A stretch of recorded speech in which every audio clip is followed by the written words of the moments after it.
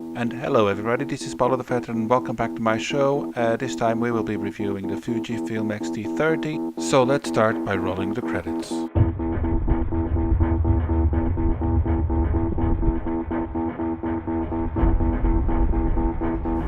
This review was made possible by Fujifilm Portugal.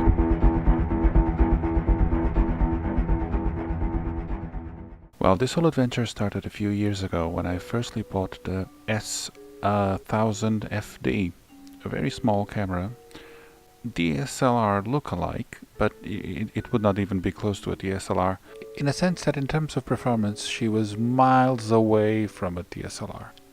She could only shoot a JPEG.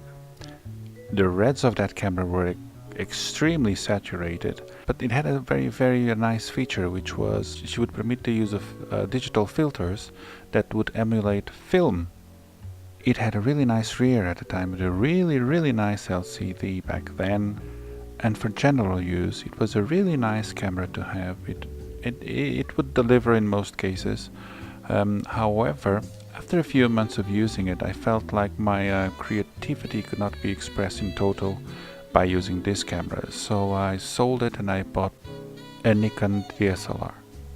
And basically things just took off from there.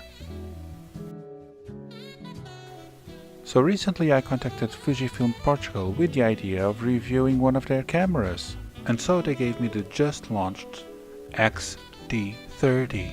And don't get me wrong, but I'm a guy that is very used to hear the mechanical shutter doing its job. This sexy sound of the mechanical shutter like this. And all of a sudden, I have a different thing on my hand, a mirrorless camera. Whoa, what's going on? What's this? Why is this mirrorless camera here? What? Just fade the image and let's continue. So continuing, I got the X-T30, and this is how the electronical shutter and the mechanical shutter sounds. Do you notice the slight sound of silence on this camera? There's this hiss and that's it. And this is the mechanical shutter shooting below 4,000 of a second.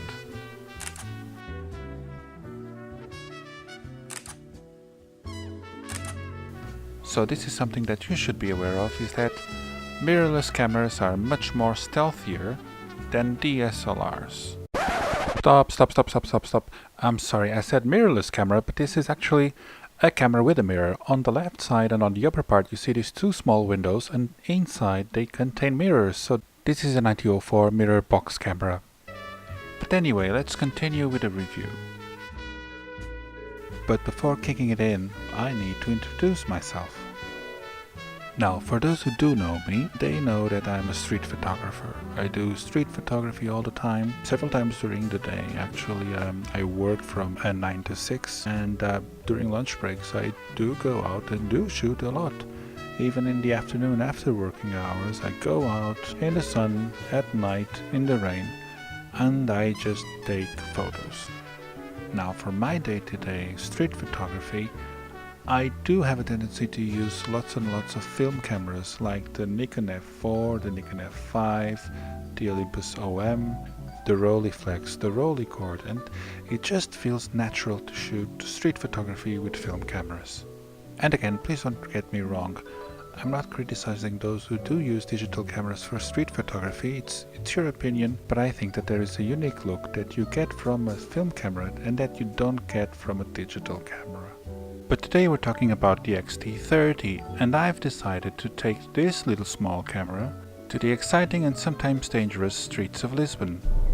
So this is fairly easy. What happens is I was going out to try the new X-T30 from Fujifilm, and what happens is, well, it's bloody raining. But I'm not going to give up, so I decided to do one more try. Just as soon as I finished with the preliminaries, well, what I meant with preliminaries was the very basics of the camera. So, in the lower part of the camera you have the battery compartment, which is opened by this latch, and then inside you can put your memory. You close it, And right now, at this precise time, you can see one of the two problems that this camera has, and it's only two problems that she has, which is, as soon as you put this camera on a tripod, there is absolutely no way you can open the compartment again to change either your battery or your memory card without having to remove the whole thing from the tripod. I do acknowledge that for most of you this is not an issue, but if you're doing, for instance, star trails, this is a no. But moving forward, at the very top of the camera we have the flash knob, and when you press it towards you the flash pops open. On top of it you have the mode dial, and to the right side of the camera you have the shutter speed dial, the on-off button with the shutter release, and then you have the exposure compensation as well as the function button. To the left side of the camera you have the aperture switch, and then in the back of the camera you have a really large touchscreen LCD and a thumb card and a Q button, which I'm going to talk later on this video. And by the time I was preparing this review, I heard that the camera that I'm reviewing, the X-T30, actually won a DIPA award for the best APS-C camera advanced, and there was also another category called the best APS-C camera expert, and this seems to be a good indicator on how good this camera actually is, although I'm not very sure why it was considered advanced instead of being considered expert. And so, with this out of the way, it was time to take the X-T30 out in the streets and see if she's up to the game or not. And I do have to admit that she really surprised me, and surprised me in a very, very good way. You see, as I've said before, I'm a really big fan of film, and I'm a really, really big fan of medium format. So I was actually very surprised when the Fujifilm gave me the option to shoot using the very well-known films like Brovia, Velvia and Acros. Come to think of it, it's actually very impressive the amount of features that this camera has, such as face detection and eye detection. I mean, if somebody come close to me about 15 years ago and say to me, in 15 years there's going to be a few cameras that are going to detect your eye, I would say you're bonkers. And although it's not brand new technology, it's always very in hand to have. Especially in this case that I just shot a car, so I must be a specialist on the matter, because while shooting cars I'm talking about eye detection. Anyway, the camera has a 26 megapixel sensor that comes from the professional cameras, but in this case that sensor is inside a very smaller body. But this doesn't reduce or impair the quality of the sensor, because the photographs coming out of it are absolutely gorgeous.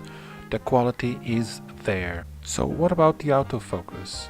Well, the autofocus is extremely fast and extremely sharp. There is nothing wrong about it. Everything is as it should be. Half press, milliseconds to focus and shoot. The camera boasts about having 425, get this, 425 autofocus points, which if you talk about in comparison, about 10 years ago when we were having the D3000 from Nikon, that camera had 9 autofocus points. So 9 autofocus versus 425, that's a really big leap. And the ISO range goes from 160 to 12,800. And when I mean 12,800, this is really usable shots. And in case you're wondering why I took this shot, puta in Portuguese means hooker, and la putana, which is an Italian word, actually in Portuguese can be translated as hookerish. But going back to talk about ISO performance, the camera can reach the 51,200, although at that threshold she has too much noise and it's barely usable.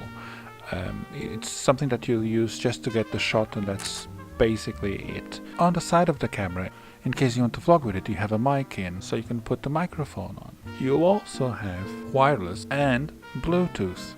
And in terms of memory cards, she only has one slot, accepting SD, SDHC, SDXC memory cards. But this wasn't the only time I took the X-T30 outside. Here is a collection of shots I did.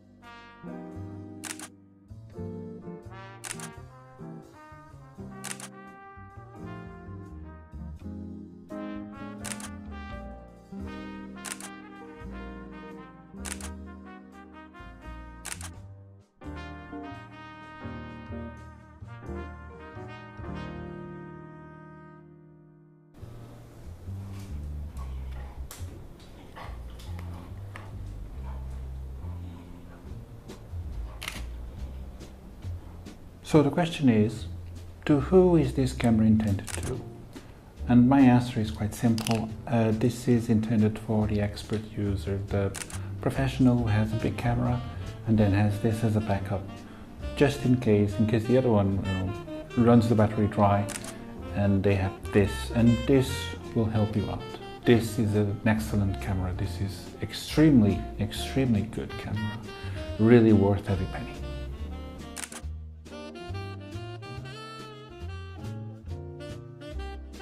So here's the camera, the X-T30, brand new, that Fujifilm gave it to me so I can test it for 1 week. There's only 2 problems with the camera, because the camera itself is absolutely near brilliant, and I say near brilliant because there are 2 issues with it. One of them that might not be an issue for you, but it is for me, which is when you put it on a tripod, you cannot access the flap here to remove the battery and to remove the memory card. And the other thing is this little thumb guard here with the Q button. The Q button is for an access to a menu that you exit when you're shooting it. And what happens is the camera is slightly off balance to the left. So when you hold it, you're normally holding it like this, slightly a little bit to the left. Because she's not centered, the lens is not centered, so there's a bit more weight this side than rather on this side. What happens in the back is that your thumb is pressed here while she leans to the left, and eventually you will press the Q button. It works, well, it's annoying. It's just that it's annoying. And if this wouldn't happen, then the camera would be absolutely brilliant. But it does. Well, that's it. That's a slight fault that she has, but I really enjoyed shooting with it. So this is it. This is the end. Hope you enjoyed it. Hope you do subscribe just by pressing the button over there. And so you can be updated regularly when I post new videos.